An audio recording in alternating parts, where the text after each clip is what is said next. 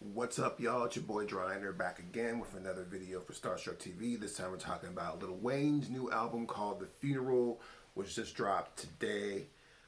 I will say this right off the bat. Lil Wayne is one of my favorite rappers. He's probably on my top 10 list. I think that he has really transcended his career from beginning to where he's at now. And it's always been fascinating to watch him operate in the hip-hop atmosphere. With that said, there's a lot of things with this album that really are off-putting to me. One is the fact that the album is 24 tracks long, which is, a lot of songs. But someone actually on my Facebook brought up an interesting point, which may explain why there was a weird rollout with this release in the sense that it didn't drop exactly at midnight. And that's because I think the theory was that Lil Wayne went ahead and made the album 24 tracks in honor of Kobe Bryant. Now, whether this is true or not, it's not outside the realm of possibility. I mean, usually with big album releases like this, there is there's time frames involved where the album has to be submitted at a certain time, and there's a lot of paperwork and stuff that has to be done to make sure that the album does what it needs to do according to Billboard charts and all that stuff.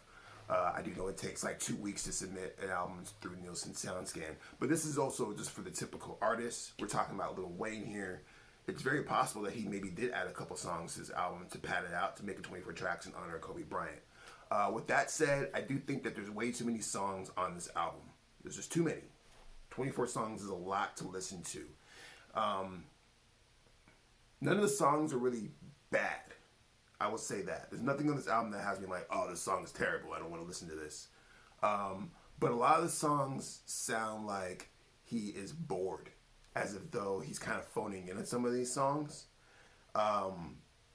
Particularly the songs from track 2 all the way up into like midway through the album. And this kind of sounds like he's just barreling through them just to get them done.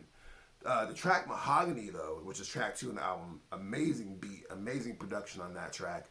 The switch up on that is really cool. There's a lot of cool moments on this album, like the song with the Dream called Sight and Silencers, where they're going like a little duet thing. Very cool song. And I think what I like most about Lil Wayne is when he takes risks. And I would say that the album really actually picks up from that point, Sight and Silencers. There's a song with XXXTentacion that's on there that's really cool, very experimental. The song Piano Trap, the second half where this beat switches up, is probably the strongest part of the album in a single moment. I really like that switch up and Lil Wayne goes in.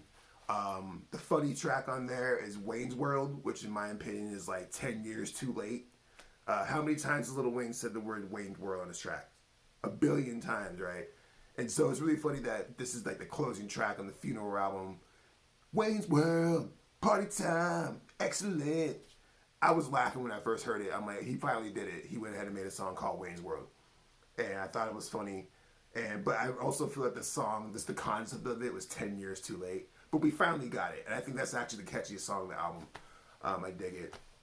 There's a couple songs on here that are definitely going to be singles for sure. The song with Adam Levine is like almost geared to be a radio hit. But all in all, like I don't hate this album, but I do think that it's padded with a lot of songs. There's a really strong album in this album. Now, the last like 8 songs of the album are really, really good. But overall, I mean, it's hard for me to really like be like, this is the best Lil Wayne album, because I think there's just a lot going on here, and I think it could be really chopped up into 2 albums, maybe a little bit more cohesive with the theme. But off the first reaction, first listen, I'm going to go ahead and give this like a good 6.5 or 7 out of 10. Just because, it's Lil Wayne, and he's one of the best rappers out, and he does his thing on it. But there's a lot going on here, and maybe after a couple more listens and a full review, I might give it a lower score or a higher score. But off the bat, I wasn't mad at this album, but I do think there's just too much to listen to. And for me to go back and listen to 24 Lil Wayne songs in a row is a lot. I'll probably end up making a little playlist of my own little songs and see what's up. But I don't know. Tell me what you think in the comments. It's your boy Jaron Ikner, reaction videos. We'll have a full review of Lil Wayne's album, The Funeral, here soon, probably next week. So look for that, and stay tuned for some other cool stuff coming from Starstruck TV. Smash the like button. Yeah. See you later, guys. Peace.